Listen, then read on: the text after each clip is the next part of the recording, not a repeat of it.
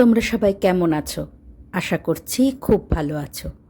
বেশ অনেক দিন হলো তোমাদের সঙ্গে কোনো গল্প শেয়ার করা হয় না।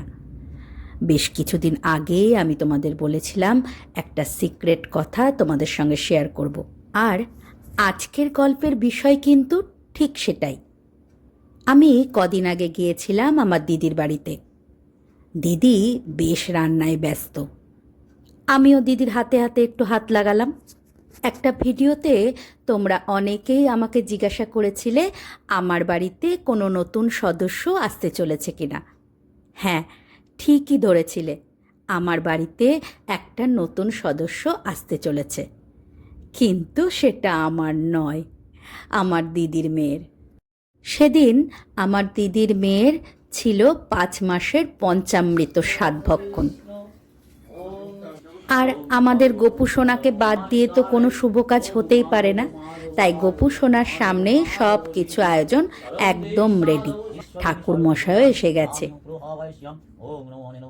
আর এত বড় একটা শুভ খবর ভগবানের আশীর্বাদ ছাড়া তো হতেই পারে না, তাই না বলো? এখন আমার দিদি নিজের হাতে পঞ্চামৃতটা তার মেয়েকে খাইয়ে দিচ্ছে। ব্যাস, এদিকের কাজ সব শেষ। এবার আমরা সবাই মিলে চলে গেলাম একটু সকালের খাওয়া দাওয়া সারতে। এসে দেখলাম আমার মা নিজের হাতে দই কলা চিড়ে মাখছে। তা আমি বললাম, দাও তো দেখি একটু মুখে, কেমন হয়েছে খেয়ে দেখি। ঠিক একদম সেই ছোটোবেলার স্বাদ। বেশ ভালো লাগলো। আর ছোটোবেলায় কিন্তু মা এরকম করে মেখে আমাদের সকলকে খাইয়ে দিত, মানে আমাদের 3 বোনকে।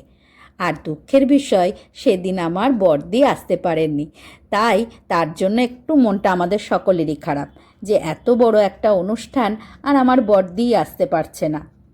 কারণ বহু বছর পরে আমাদের বাড়িতে একটা ছোট্ট খাট্ট সদস্য আসতে চলেছে। আর তোমরা যারা আমাকে মেনশন করে বলেছিলে যে ছোট সদস্য আসতে চলেছে দিদি তোমার সংসারে, আমিও একটু তোমাদের সকলকে মজায় রাখার জন্যে, একটু সিক্রেটে রাখার জন্যে কথাটা হ্যাঁ বলেছিলাম। কথাটা কিন্তু তোমাদের আমি ভুল বলিনি, তাই না বলো? একজন না একজন তো কেউ আসছেই ছোট সদস্য, তাই না? সেদিন কিন্তু খুব ঘরোয়াভাবে একটা ছোট্ট অনুষ্ঠান আয়োজন করেছিল আমার দিদিরা। আর হবু বাবা মাকেও বেশ মিষ্টি লাগছে কিন্তু।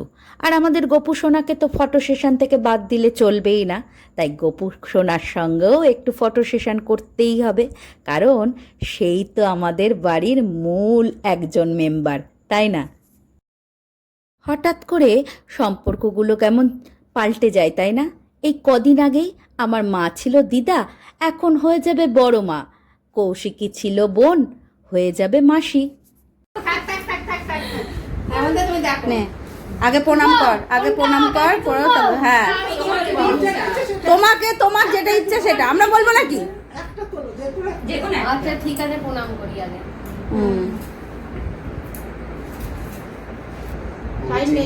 তাড়াতাড়ি। বুঝতে পারছি না কোনটা তুলবো।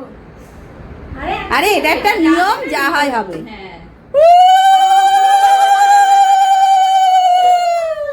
না ওটা কোলে নাও, এবার কোলে নাও,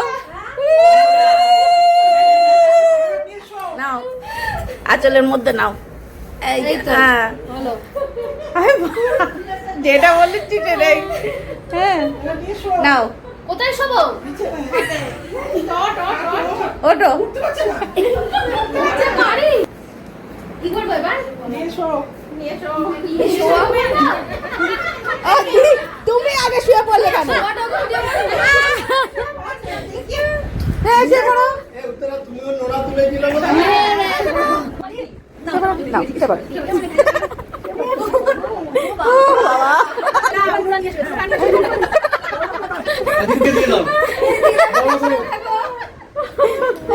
বাবা নাও, এবার রেখে দাও, ওখানে রেখে তুমি সামলা।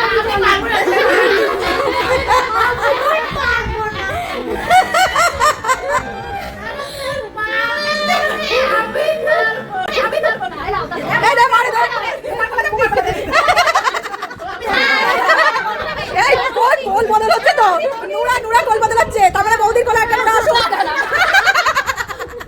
এটা শুধুমাত্র একটা রিচুয়াল, আর কিছু নয়। সবাই মিলে আনন্দ করে একটা সুন্দর অনুষ্ঠান হাসি ঠাট্টা দিয়ে করা। ছেলে হোক বা মেয়ে হোক, সে যেন সুস্থ হয়, সবল হয়, সেটাই ভগবানের কাছে প্রার্থনা।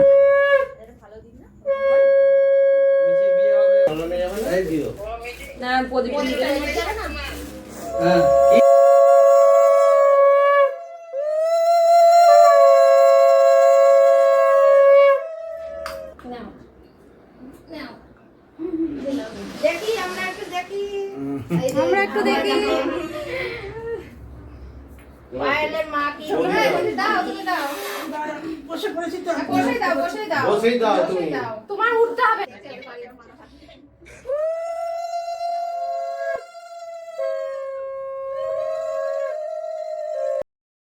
সেদিনের অনুষ্ঠানে আমার বড়দি আসতে পারেনি ঠিকই, কিন্তু কদিন পরেই একটা বড় করে অনুষ্ঠান কিন্তু আয়োজন করা হয়েছিল।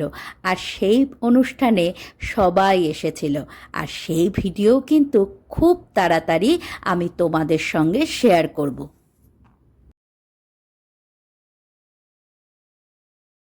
আর তোমরা যারা আমাকে বলেছিলে, দিদি তুমি কি প্রেগনেন্ট, আর বলো না, আমি দিদা হতে চলেছি, বুঝতে পারছো? আমার প্রমোশন হয়ে গেছে।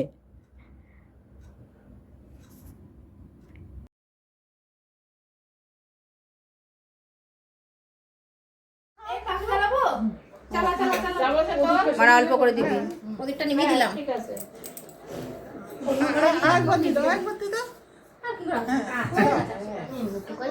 তিনবার দাও। বলি তোর পিছনে প্রদীপ কিন্তু ওঠেও না। না তুমি একটু হবু মায়ের মুখ দেখে কি মনে হচ্ছে? আমাদের এই মিষ্টি মায়ের কোলে কি আসবে, খোকা না খুকি? তোমরা কিন্তু কমেন্ট বক্সে জানিও। আর সেদিনের অনুষ্ঠানটা কিন্তু খুব ভালো হয়েছিল। সবাই মিলে আমরা খুব হাসি ঠাট্টা করে একটা সুন্দর অনুষ্ঠান সেদিন পালন করেছিলাম। দিদি নিজের হাতে সব রান্নাবান্না করেছিল। তুলে এনেছে বাড়ির বোগেনভেলিয়া আর চন্দ্রমল্লিকা।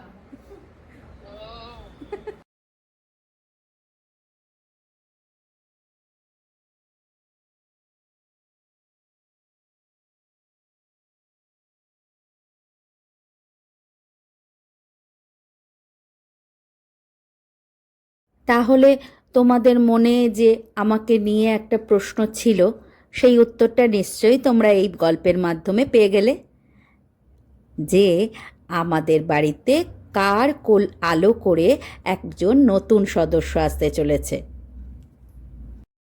তাহলে চলো, আজকের গল্পটা এখানে শেষ করছি। দেখা হচ্ছে খুব তাড়াতাড়ি আবারও একটা নতুন গল্পে।